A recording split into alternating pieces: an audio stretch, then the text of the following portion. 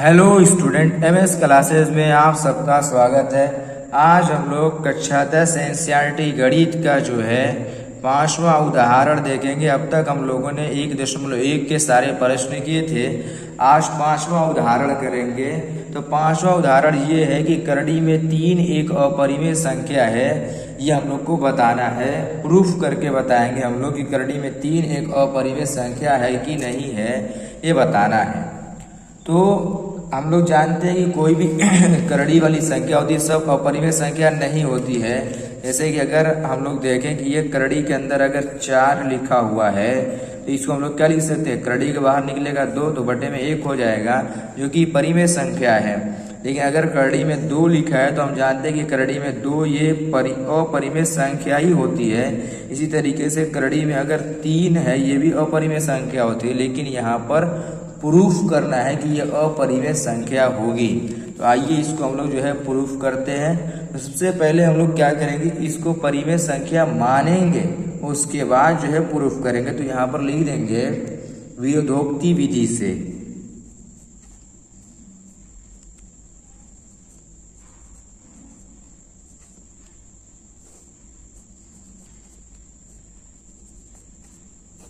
विरोधोक्ति विधि से यहाँ पर लिख देंगे, मतलब इसके विपरीत विधि से हम लोग मान करके लगाएंगे कि मानेंगे। यहाँ पर माना करड़ी में 3 एक परिमेय संख्या है। देखिए यहाँ पर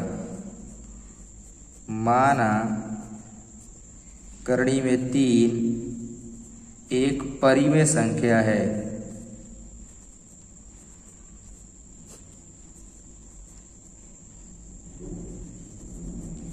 इसको हम लोग परिमेय संख्या मान लेंगे। अब हम जानते हैं कि अगर कोई संख्या यदि अगर परिमेय होती है तो उसको हम लोग जो है क्या करते हैं कि p/q के रूप में हम लोग लिख सकते हैं। यानी इस हिसाब से हमारी करड़ी में 3 वाली संख्या p के बटा में q के रूप में हो जाएगी, जहां p और q जो होगा हमारा सह अभाज्य पूर्णांक हो जाएगा। देखिए यहाँ पर जहां p और q सह अभाज्य पूर्णांक,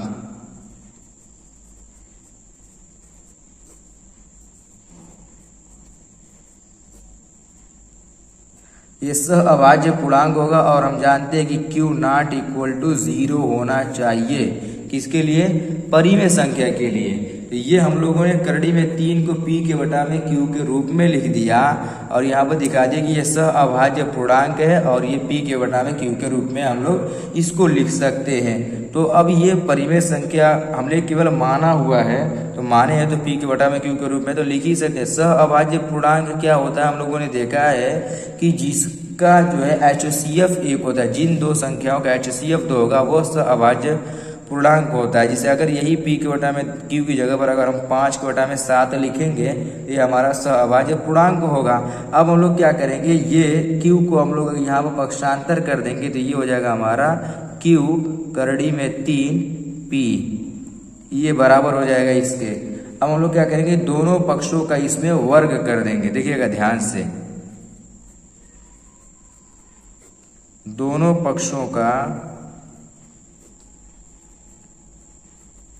वर्ग करने पर,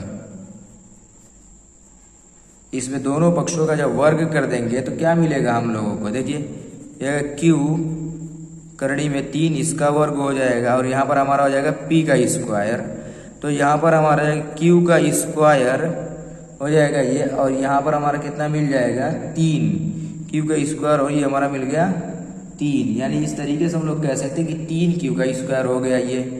और जो है फिर इसको हम लोग ये p के स्क्वायर के बराबर है, ये गुणे में है, या इसको हम लोग इस तरीके से लिख सकते हैं कि 3q का स्क्वायर बराबर p का स्क्वायर, ये कर दिया। तो हम लोग यहाँ पर देखते हैं कि ये p स्क्वायर का एक गुणनखंड 3 हो रहा है। तो कोई भी संख्या अगर किसी स्क्वायर का गुणनखंड है तो वो p का भी गुणनखंड होगी। जिससे अगर p स्क्वायर का गुणनखंड 3 है तो ये p का भी गुणनखंड यहाँ पर 3 होगा। तो अगर ये इसका गुणनखंड होगा तो फिर हम लोग देखेंगे कि आगे कैसे इसको प्रूफ करेंगे। देखिए यहाँ पर लिख देंगे हम लोग पहले बाकायदा कि यहाँ p स्क्वायर का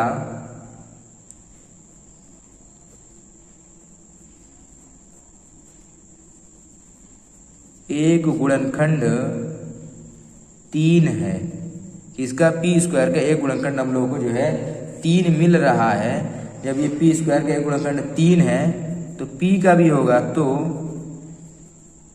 पी का भी एक गुणनखंड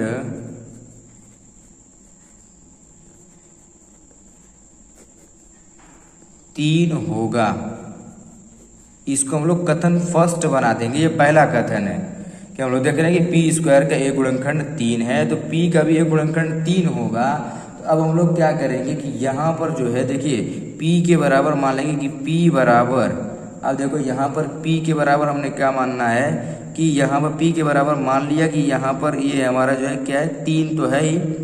अब देखो अगर कोई संख्या इसके गुणनखंड में, जैसे अगर सपोज ये 12 है, तो यहाँ पर हम लोग क्या लिख सकते हैं 2 गुणे 2 गुणे 3। तो अगर ये हमारा हमने लिखा कि 12 का एक गुणनखंड 2 है, ये नहीं दिया, तो यहाँ पर इसको हम लोग क्या कर देंगे m मान लेंगे, यानी 2 गुणे m इसको हम लोग मान लेंगे। तो वही हम लोग काम करेंगे यहाँ पर कि 3 या p बराबर 3 m मान लेंगे कि p का भी एक गुणनखंड 3 है, तो इसके गुणा में कोई संख्या होनी चाहिए, ये कोई संख्या है। अब हम लोग क्या करेंगे कि इसका p का मान जो है समीकरण नंबर 1 में रख देंगे। देखिए p का मान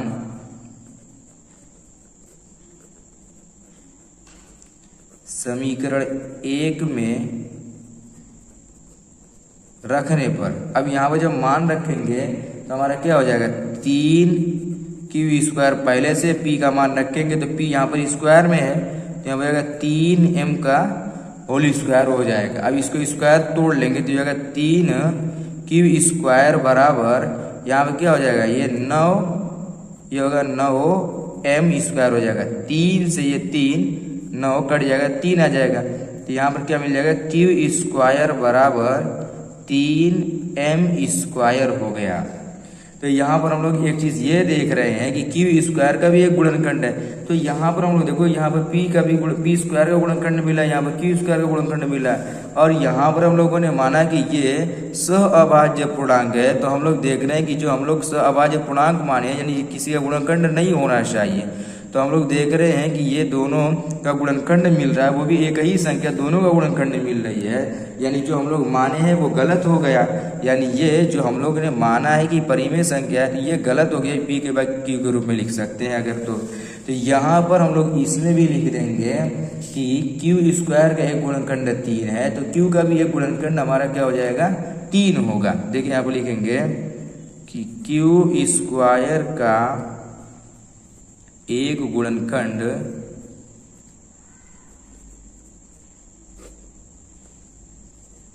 3 है, तो Q का भी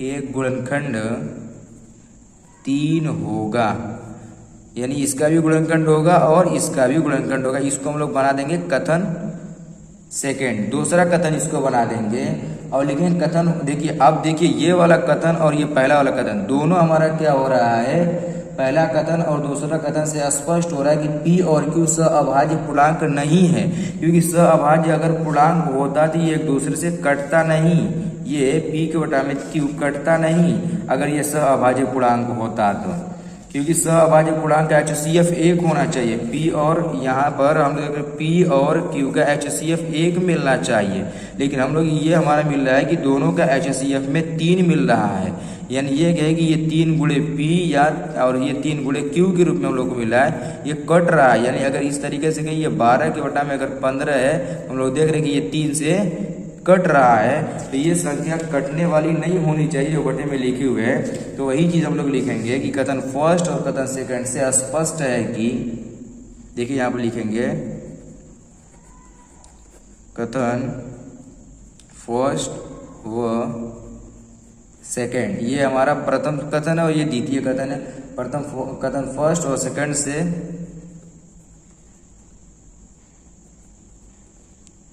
स्पष्ट है कि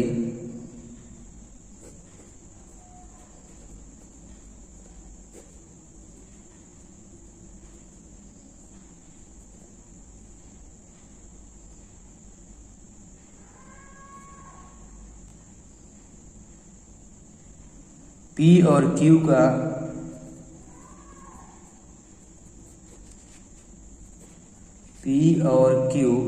सहअभाज्य पूर्णांक नहीं है। देखिए सहअभाज्य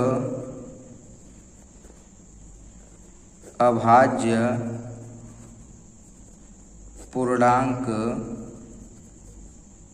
नहीं है, यहाँ पर लिखेंगे सहअभाज्य पूर्णांक नहीं है। तो जब नहीं है तो p बाई क्यू क्या हो जाएगा, परिमेय संख्या नहीं होगी। तो हम लिख देंगे कि p के बटा में q परिमेय संख्या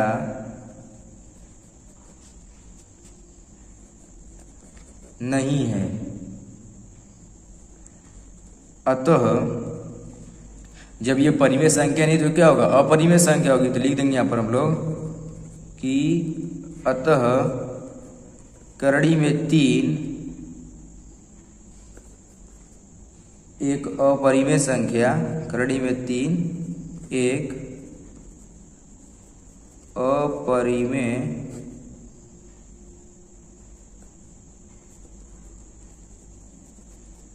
संख्या है। इस तरीके से हम लोग जो है इसको लिखेंगे।